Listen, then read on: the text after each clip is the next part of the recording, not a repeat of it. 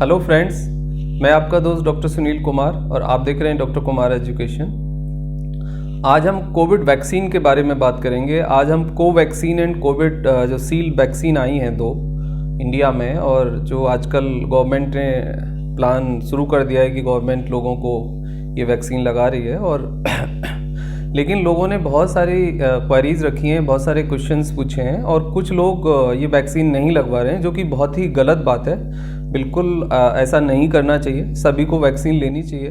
जो लिस्टेड लोग गवर्नमेंट ने किए हैं और जिनको गवर्नमेंट के प्रपोजल के अनुसार वैक्सीन लगना है फर्स्ट फेज़ में, उन सबको वैक्सीन लगवाना चाहिए। एक कॉमन क्वेरीज जो लोग डेली बेसिस पूछ रहे हैं, क्लिनिकल प्रैक्टिस में भी और सोशल मीडिया प्लेटफॉर्म पर भी, कि क्या कोविड जो वैक्सीन है उसके लेने से इरेक्टाइल डिसफंक्शन, नपुंसकता जैसी चीज़, या जो फर्टिलिटी है उसमें कोई असर पड़ेगा, या वो मतलब इरेक्टाइल डिसफंक्शन आ जाएगा। मतलब ये सब मिथ हैं।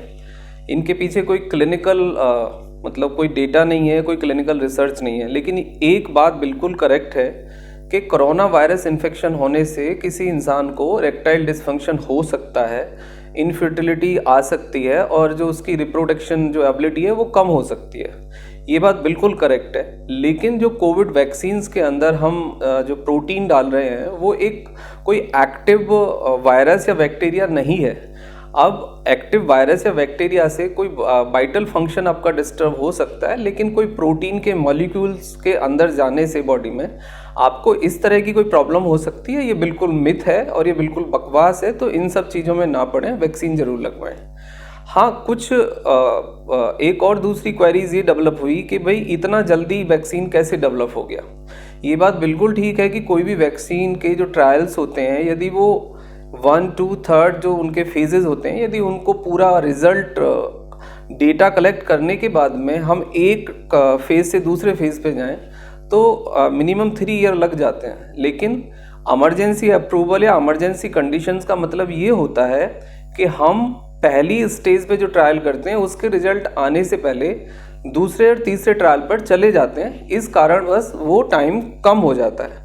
आपने देखा होगा या सुना भी होगा कि दुनिया में बहुत सारे लोगों के ट्रायल फेल हो गए और उन्हें बहुत फाइनेंशियली लॉस हुआ। तो ये जो फार्मा कंपनी या जो रिसर्च इंस्टीट्यूट थे, उनका एक गैम्बल था, एक रिस्क था, जिसमें कुछ लोग सक्सेसफुली वो कर पाए और कुछ लोग ट्रायल्स में फेल हुए। तो ये जब हम किसी भी प्रोसीजर को, फर्स्ट प्रोसीजर को पूरा ना करने के साथ साथ उसके पूरे रिजल्ट ना आने के बाद जब हम सेकंड और थर्ड फेज़ में चले जाते हैं तो वो टाइम सेविंग होता है। लेकिन उसके साथ एक रिस्क भी जुड़ा रहता है कि आप कई बार ट्रायल में फेल हो जाते हैं। तो ये एक प्रक्रिया रही जिसके कारण 6 मंथ में या 9th मंथ में जो वैक्सीन है वो डेवलप हो पाई। हाँ, जो कोरोना वायरस वैक्सीन जो लग रही है इंडिया में, उसके कुछ साइड इफ़ेक्ट हो सकते हैं।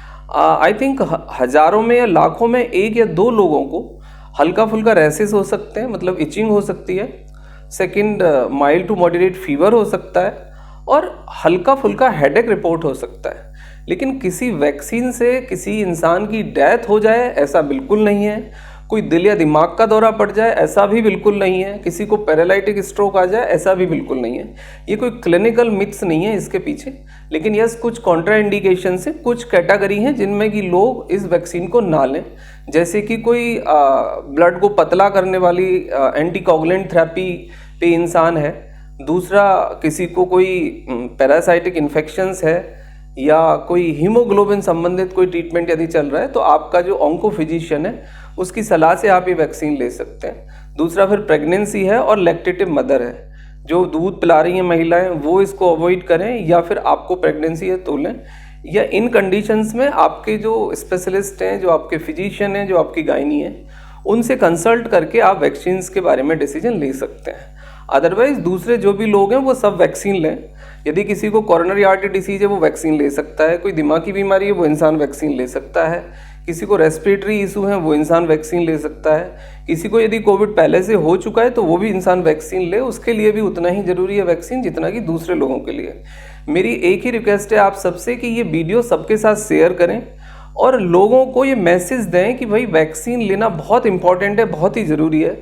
क्योंकि वैक्सीन लेने के साथ साथ लोगों में कॉन्फिडेंस डेवलप होगा, लोग इस पैनिक से, इस फियर से, इस बीमारी से बच पाएंगे और हम अपनी नॉर्मल ज़िंदगी में मूव कर पाएंगे। वैक्सीनेशन बिल्कुल वैसे ही है जैसे दूसरे वैक्सीन्स हो सकते हैं। ये एक प्रोटीन रिवोल्यूशन है, एक प्रोटीन मॉलिक्यूल्स आपकी बॉडी में डाला जा रहा है जो कि इमरजेंसी में और इन्फेक्शन होने पे जो कि टर्न होगा, सेंसिटिव प्रोटीन्स बनेंगे, वो आपकी एंटीबॉडी फॉर्म्ड होंगे और एंटीबॉडी जब आपके पास होगी तो आप उस इन्फेक्शन से लड़ सकते हैं। एक दूसरा मिथ है कि भाई कोरोना वैक्सीन्स की हमने 1 डोज ले ली लेकिन फिर भी हमें इन्फेक्शन हो गया। इसके 2 डोज होंगे, 1 डोज नहीं होगा इसका। लेकिन वैक्सीन लगने के बावजूद भी कोई इंसान पॉजिटिव हो सकता है, लेकिन फ़ायदा ये होगा कि माइल्ड टू मॉडरेट होगा और वो इंसान नॉर्मली हील कर जाएगा क्योंकि उसके पास एंटीबॉडी होंगे उसकी बीमारी से लड़ने के लिए। मैं एंड में आपको बस एक ही रिक्वेस्ट करता हूँ कि वीडियो को आप पूरा देखें, लोगों से शेयर करें और वैक्सीन जरूर लगवाएं।